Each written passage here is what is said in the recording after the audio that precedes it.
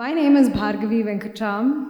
I'm a Carnatic classical vocalist, born and raised in our beautiful city of Bengaluru. Today I'm going to talk to you a little about my journey because I was born into a family of extremely talented classical musicians.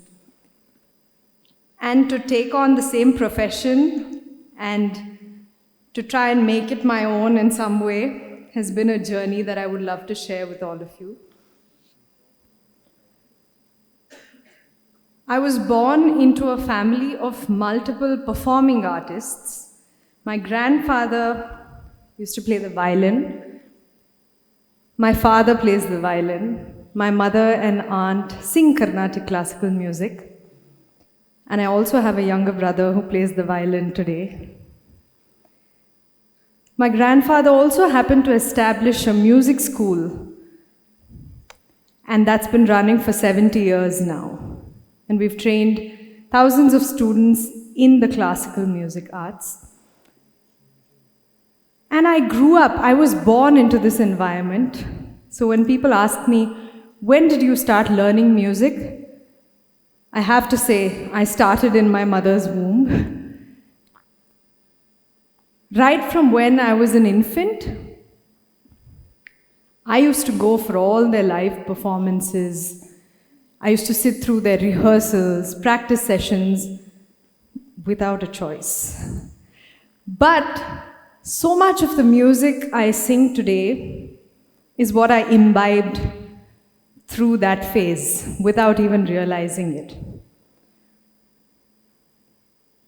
I was able to recognize different ragas and compositions when I was 2 years old, naturally because I was listening to so much of it. But somewhere music felt like an extension of who I was. It didn't feel like something that I wanted to learn or pursue, much to everyone's surprise, because everyone thinks if you're born in this environment of music, it just envelops you and you fall in love with it. All that happened, but not consciously. And so when I was about 7 or 8, my parents coaxed me to, start learning seriously. But I was not for it. And they didn't force me, which was amazing. My maternal grandmother, who's here in the audience with us today, is a Bharatanatyam dancer, and she used to take me with her for a lot of dance performances because she used to write reviews of dance programs. And she said, if you don't want to learn music, why don't you start learning dance?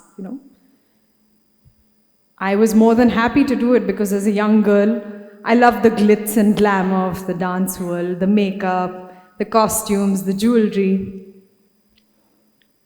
And so I started learning Bharatanatyam when I was about 8 years old. And this journey went on for about 10 years.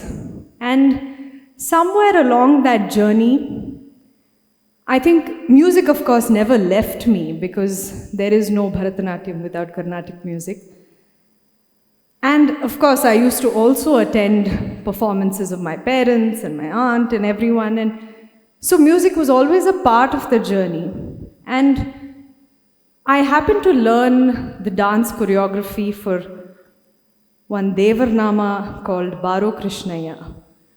And of course, the dance choreography was beautiful, but I was really mind blown by the music composition. And it somewhere sowed the seed in my mind about wanting to learn music. So I went up to my parents and I said, I want to learn music because I wanted to learn how to sing that particular composition. They were, of course, thrilled because they had been trying to convince me for years. But I told them if I learned, I would only learn from my now guru, T.M. Krishna, who's in Chennai. And I had two reasons for that. One, of course, I was a huge fan of his music.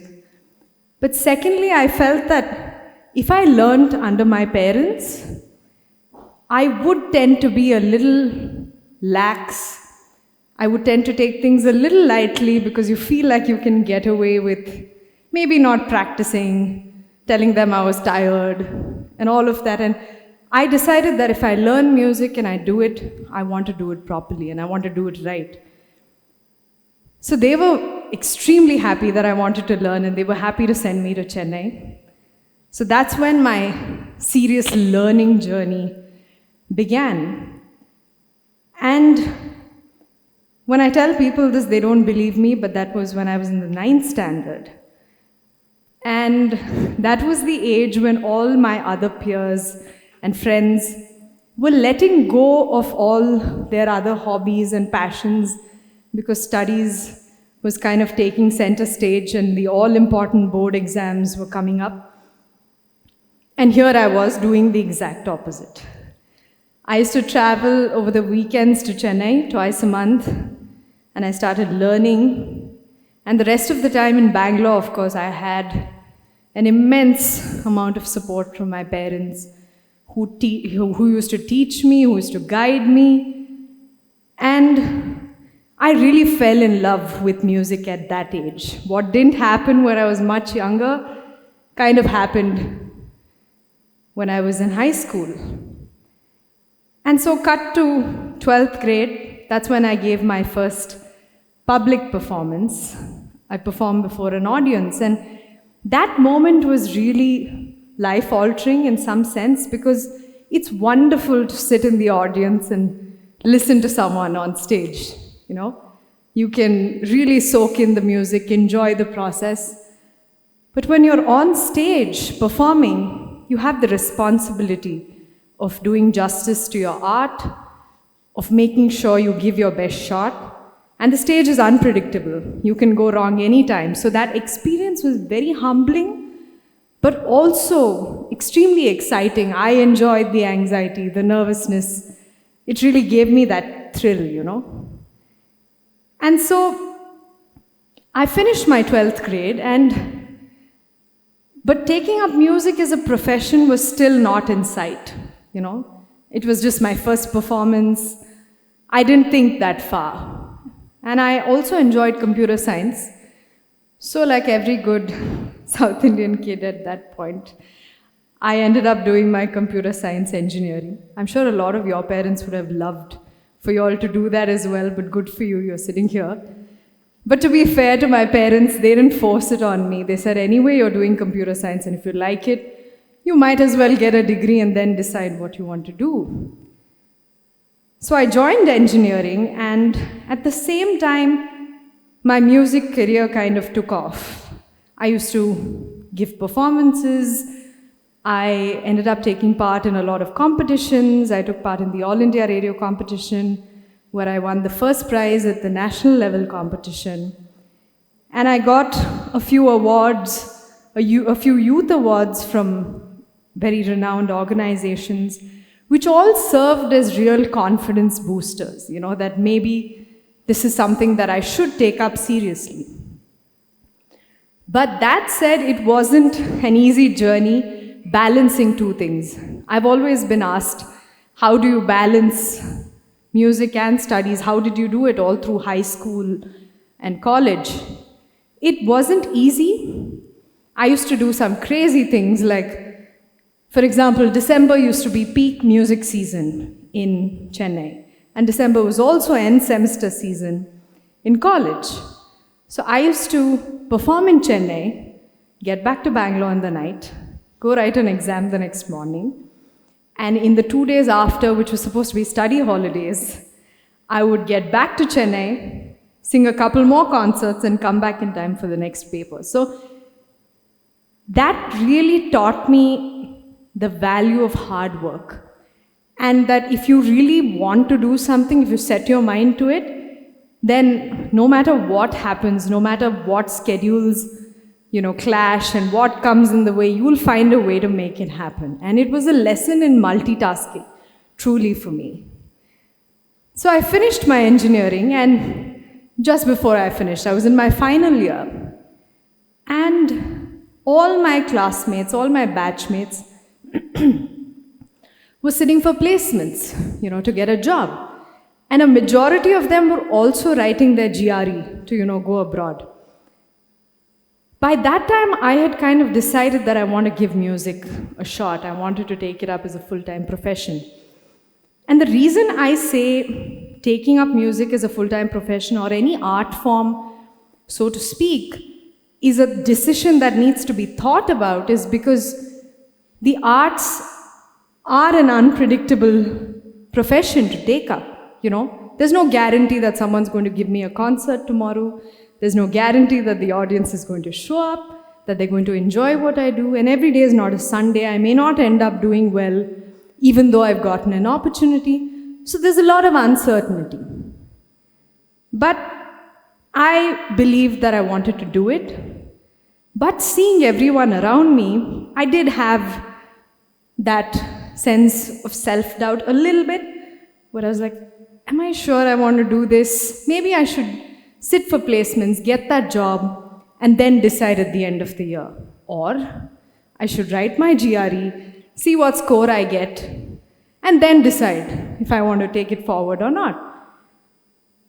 But then, when I sat and really thought about it, it's like you want to go bungee jumping, right?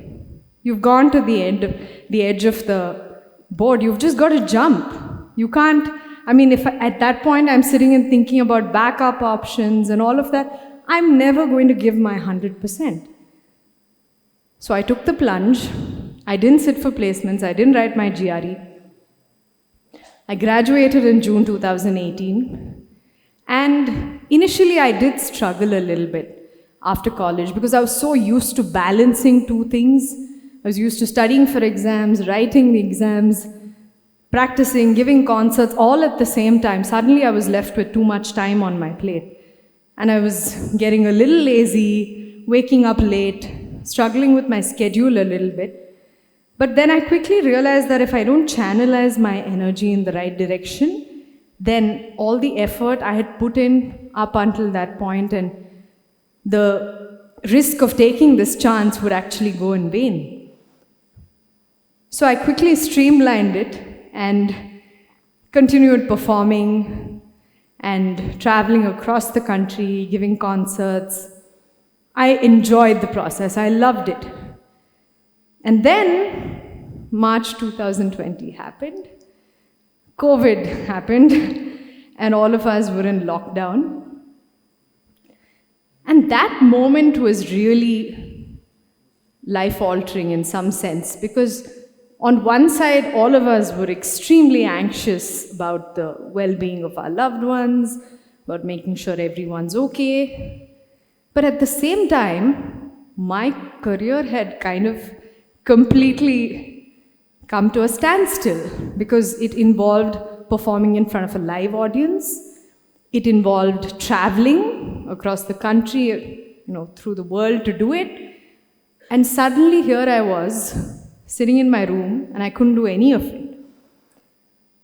Obviously, it was a very stressful time, but it also gave me that time to really work on my skill a lot more than I would have normally, because when you're in the performance routine, you have to think about what to sing for which concert and all of that. So the time you have to really learn new things, improve your skill set, is limited. So I enjoyed that aspect of it, but I was completely clueless when it came to what I wanted to do with my profession. At the same time, I had a personal milestone. I met my now husband, Shashank Udupa. He was posting finance content online. And he said, why don't you start posting your music online? And I was extremely hesitant because I said, I'm used to singing in front of a live audience. You get an instant reaction from the crowd. You know if they're liking it or not. And mistakes happen on stage, but they come and go in a live performance.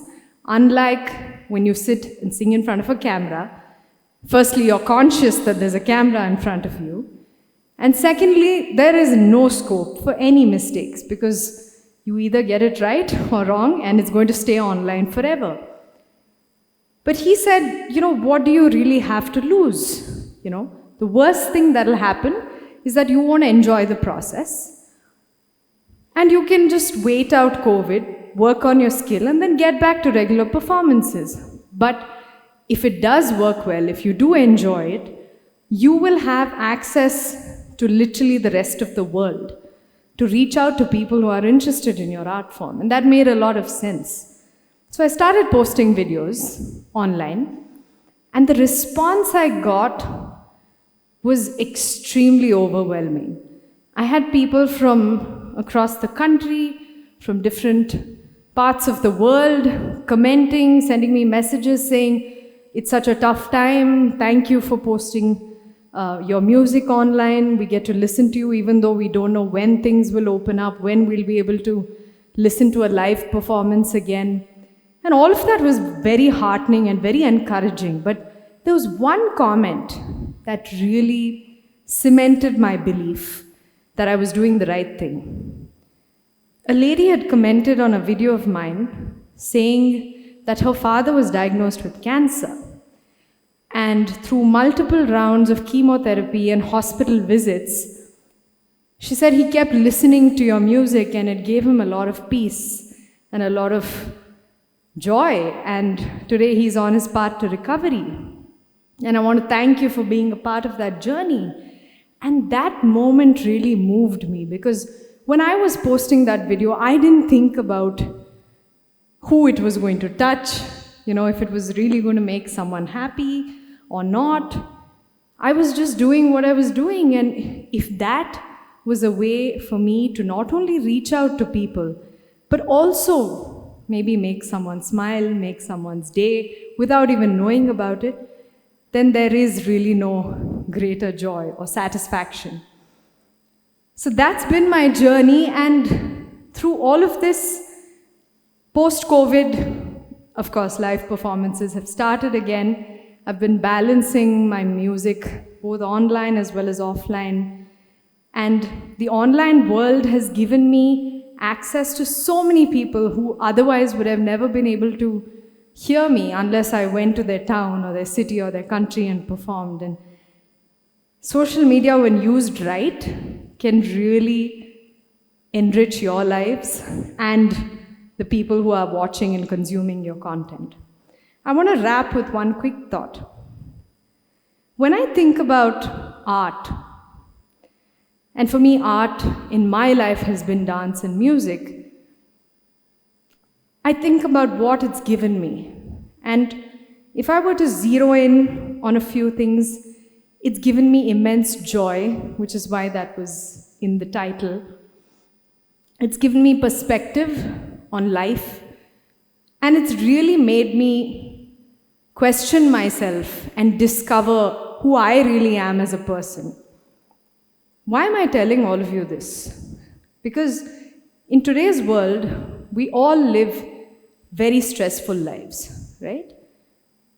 Work is stressful, family is stressful, there are so many things that can bog us down. And we all need an outlet, we all need a stress buster, so to say.